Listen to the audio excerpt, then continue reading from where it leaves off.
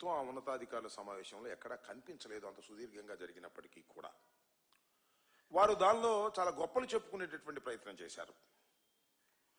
Bhogapuram airport దాన్ని త్వరలోనే జాతికి అంకితం చేస్తాము అనేటువంటి మాట మాట్లాడారు. అంటే ఆయన జాతికి అంకితం చేస్తాను, ఈ క్రెడిట్ అంతా నాదేను అనేటటువంటి బాడీ లాంగ్వేజ్తో క్రెడిట్ చోరీ చేయడానికి చంద్రబాబు నాయుడు గారు ప్రయత్నం చేస్తున్నారు.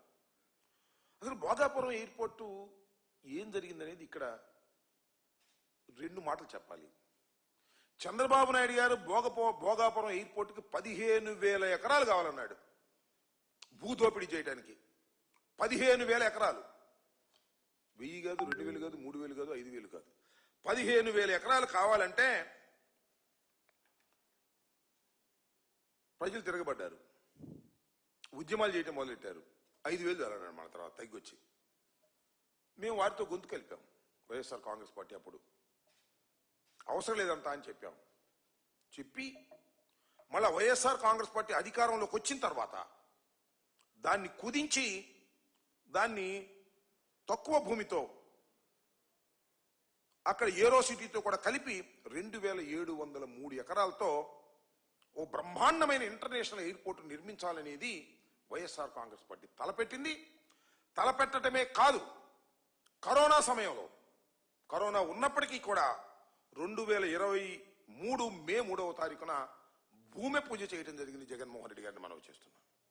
దీన్ని తానే చేశానంటాడు, ఆ క్రెడిట్ అంతా తాందేనంటాడు.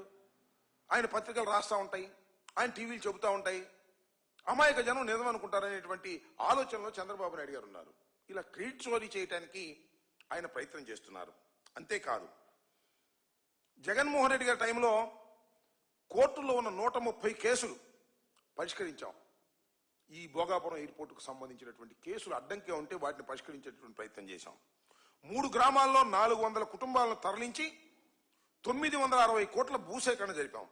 ఇదంతా కూడా జగన్మోహన్ రెడ్డి గారి టైంలో జరిగిందనే విషయాన్ని ఇక్కడ మీకు నేను ప్రస్తావన చేస్తున్నా. అంతేకాదు, విశాఖపట్నం నుంచి భోగాపురం ఎయిర్పోర్టుకు వెళ్ళడానికి 77 మీటర్ల వెడల్పుతో కనెక్టివిటీ రోడ్డుపై ప్రణాళిక సిద్ధం చేశాం. అప్పుడు ఆ శాఖ కేంద్రంలో మంత్రిగా ఉన్నటువంటి గడ్కరీ గారి చేత ఒప్పించాం. ఆ ఒప్పించినటువంటి విషయాన్ని మొన్న జగన్మోహన్ రెడ్డి గారు మీడియా సమావేశంలో వీడియోలో కూడా వివరంగా వివరించినటువంటి విషయాన్ని కూడా మీకు గుర్తు చేస్తున్నా. భోగాపురం ఎయిర్పోర్టు తానే కట్టినట్టు, తానే ప్రారంభిస్తున్నట్టు, తానే జాతికి అంకితం చేస్తున్నట్టు చెప్పి క్రెడిట్ చోరీ చేసేటటువంటి ప్రయత్నం చంద్రబాబు నాయుడు గారు చేస్తున్నారు. ఇది అలవాటు ఆయనకి, కానీ ప్రజలు అర్థం చేసుకోవాలని కూడా ఈ సందర్భంగా నేను చెబుతున్నా. మొత్తం క్రెడిట్ అంతా ఆయనకి దక్కుతుందనేటువంటి ఆలోచన చేస్తున్నాడు. ఇది కరెక్ట్ కాదని కూడా ఈ సందర్భంగా నేను చెప్పదలుచుకున్నా. ఇకపోతే విశాఖ స్టీల్ ప్లాంట్, దీన్ని కూడా హెచ్ఓడి మీటింగ్ లో మాట్లాడాడు చంద్రబాబు నాయుడు గారు. ఏమంటాడు? 12,000 కోట్ల సాయంతో విశాఖ ఎయిర్పోర్ట్ ని కాపాడుకున్నాం అంటున్నాడు. 12,000 కోట్ల రూపాయలు తీసుకొచ్చి విశాఖపట్నం స్టీల్ ప్లాంట్ ని మేము కాపాడుకున్నాము అంటున్నాడు. ఆ 12,000 కోట్ల రూపాయలు స్టీల్ ప్లాంట్ ని ధారాదత్తం చేయడానికి మాత్రమే ఉపయోగిస్తున్నారు తప్ప కాపాడుకోవడం కోసం ఉపయోగించడం లేదనే విషయాన్ని దయచేసి గమనించాలని కూడా ఈ సందర్భంగా మనవి చేస్తున్నాను. ఇవాళ దానిలో ఇప్పటికే 2 దఫాలుగా 1,590 మంది రెగ్యులర్ ఉద్యోగులను విఆర్ఎస్ ద్వారా ఇంటికి పంపించారు. ఈ 12,000 కోట్ల రూపాయలు కూడా దానికి ఉన్న బాకీలు తీర్చేస్తున్నారు. తీర్చేసి ప్రైవేట్ పరం చేయాలనేటువంటి ప్రయత్నం చేస్తున్నారు. ఈ విధంగా steel plant, Visakha steel plant ని స్లోగా ప్రైవేటీకరణ చేసి దశల వారీగా దీన్ని అమ్మాలనేటువంటి ప్రయత్నం కేంద్ర ప్రభుత్వంతో పాటు రాష్ట్ర ప్రభుత్వం కూడా సహకరించి చేస్తూ 12,000 కోట్ల రూపాయలు తీసుకొచ్చి విశాఖ ఎయిర్పోర్ట్ ని, విశాఖ స్టీల్ ప్లాంట్ ని కాపాడామని డప్పాలు కొట్టుకునేటటువంటి పచ్చి అబద్ధాలు చంద్రబాబు నాయుడు గారు చేయటం చాలా దురదృష్టకరమని, దీన్ని కూడా ప్రజలు గమనించాలని ఈ సందర్భంగానే మనవి చేస్తున్నాను. ఇంకపోతే రాష్ట్రంలో పెట్టుబడులు, అప్పులు, అసలు ఎంత పెట్టుబడులు పెట్టానో నాకు, ఎంత 18 మాసాల్లో ఎంత పెట్టుబడులు తెచ్చానంటే ఈ రాష్ట్రానికి అని బాబు కొడుకులు ఎదురు చెబుతున్నారు. అసలు ఈ దేశంలో వచ్చినటువంటి పెట్టుబడుల్లో 25% మన రాష్ట్రానికి వచ్చేసినాయి అంట. కోసేస్తున్నారు కోతలు, సొల్లు పురాణాలు చెప్పేస్తున్నారు. ఎంత దుర్మార్గం అని మనం చేస్తున్నాం.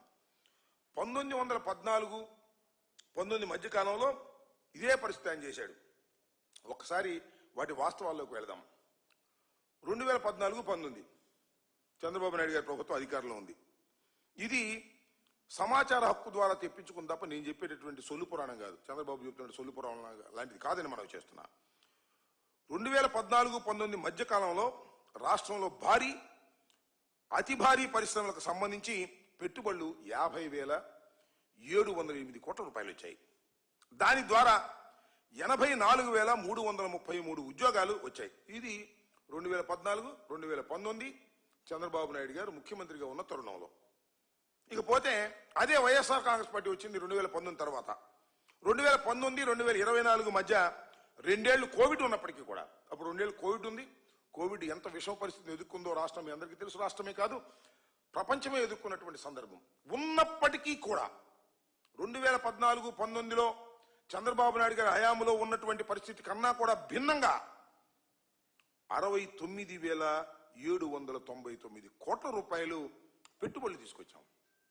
ఇది మేము చెప్తుంది కాదు, సమాచార హక్కు ద్వారా తెలుసుకొని మీకు వివరిస్తూ చెక్ చేసుకోవచ్చు చంద్రబాబు నాయుడు గారు కూడా. దానితో పాటు 90,230 ఉద్యోగాలను తీసుకురావడం జరిగింది. ఎవరిది గొప్ప నాకు అర్థం కాలే. కోవిడ్ ఉన్నప్పటికీ కూడా 2014 కన్నా 2019కి మధ్య కన్నా 2019 మధ్యకాలంలో మేము తీసుకొచ్చినటువంటి పరిస్థితులు మీకు వివరిస్తున్నాం. ఇంత గొప్పగా 2024-2019 మధ్యకాలంలో వైఎస్ఆర్ కాంగ్రెస్ పార్టీ తీసుకొస్తే ఇవాళ మళ్ళీ డప్పాలు కొట్టుకునే కార్యక్రమం. కాకపోతే వాళ్ళకి ఎల్లో మీడియా ఉంది, టీవీలు ఎక్కువ ఉన్నాయి, మీడియా పేపర్లు ఎక్కువ ఉన్నాయి, ఫ్రంట్ పేజీలో రాసేసి అద్భుతాలు అమోఘాలు అనేటువంటి మాట మాట్లాడుతూ ఉన్నారు. అంతేకాదు ఎంఎస్ఎంఈలు వీటిల్లో కూడా సోషో ఎకనామిక్ సర్వే ప్రకారం మేము చెప్తున్న వాళ్ళు చెప్తున్నట్టుగా సొల్లు పురాణం కాదు. సోషో ఎకనామిక్ సర్వే ద్వారా 2019-24 మధ్య మా ప్రభుత్వ హయాంలో 5 ఏళ్లలో ఎంఎస్ఎంఈ సెక్టార్లో 32,79,770 ఉద్యోగాలు తీసుకొచ్చాం. అదే సోషల్ ఎకనామిక్ అదే చంద్రబాబు నాయుడు గారి హయాంలో చూస్తే 9,50,000 ఉద్యోగాలు మాత్రమే చంద్రబాబు నాయుడు గారు తీసుకు 9.5 లక్షల ఉద్యోగాలు చంద్రబాబు నాయుడు గారి హయాంలో వచ్చింది. ఇది సొల్లు పురాణం కాదు. చంద్రబాబు నాయుడు గారు చెప్తున్నట్టుగా సొల్లు పురాణం లెక్కలు లేకుండా కాదు. సోషియో ఎకనామిక్స్ సర్వే ద్వారా వెలువడినటువంటి వాస్తవాలను మీ ముందు పెట్టేటటువంటి ప్రయత్నం చేస్తున్నాం. ఇవాళ రాష్ట్రంలో చంద్రబాబు నాయుడు గారు చెప్పారు, అసలు మా ప్రభుత్వం వస్తే కరెంట్ ఛార్జీలు పెరగవు, మా ప్రభుత్వం వస్తే అధికంగా భారాలు పెరగవు అని చెప్పినటువంటి చంద్రబాబు నాయుడు గారు ఇవాళ బాధుడే బాధుడు 18 నెలల్లో కరెంటు ఛార్జీల రూపంలో 20,135 కోట్ల రూపాయలు ఇవాళ ప్రజల మీద భారం వేసే పరిస్థితి చేస్తున్నారు. రిజిస్ట్రేషన్ ఛార్జీలు 50% పెంచేటువంటి ప్రయత్నం చేస్తున్నారు. రాష్ట్రంలో త్రాగునీటి మీద ఛార్జీలు వేసి దోచుకునేటువంటి కార్యక్రమం చేస్తున్నారు. ఈ విధంగా రాష్ట్రంలో సామాన్యుడి మీద విపరీతమైన భారాన్ని కేవలం 18 మాసాల్లో చంద్రబాబు నాయుడు గారి ప్రభుత్వం ఈ విధంగా భారాన్ని మోపుతున్నటువంటి సందర్భాన్ని కూడా ఇక్కడ నేను మీకు గుర్తు చేస్తాను. ఇంకా వీటిలో చాలా హెచ్ఓడీల విషయంలో చాలా గొప్పలు చెప్పుకునేటువంటి ప్రయత్నం చేశారు. సరే, వాళ్ళేమో ఆయన దగ్గర పనిచేసేవాళ్ళు, ఏ ప్రభుత్వం ఉంటే ఆ దగ్గర పనిచేసేవాళ్ళు కాబట్టి గంగిరెద్దులు ఊపినట్టుగా డ్యూటీ బోసంలాగా ఊపుతారు, అది వేరే అంశం. అంతేకాదు ఎన్నికల హామీలను పరిపూర్ణంగా ఎక్కడా కూడా తీర్చలేదు. నెంబర్ 1. దానికి తోడు మీకు గుర్తుండే ఉంటుంది, ఎన్నిసార్లు చెప్పినా చెప్పవలసినటువంటి అంశం ఇది. చాలాసార్లు చాలా మంది నాయకులను చెప్పాం, జగన్మోహన్ రెడ్డి గారు అప్పు చేస్తేనట ఇది శ్రీలంక అయిపోతుంది అన్నారు. జగన్మోహన్ రెడ్డి గారు అప్పు తీసుకొస్తే ఈ రాష్ట్రం దివాళా తీస్తుంది అన్నారు. నేను అడుగుతా ఉన్నా చంద్రబాబు నాయుడు గారు మరొకసారి, 18 మాసాల్లో మీరు చేసిన అప్పులెంత?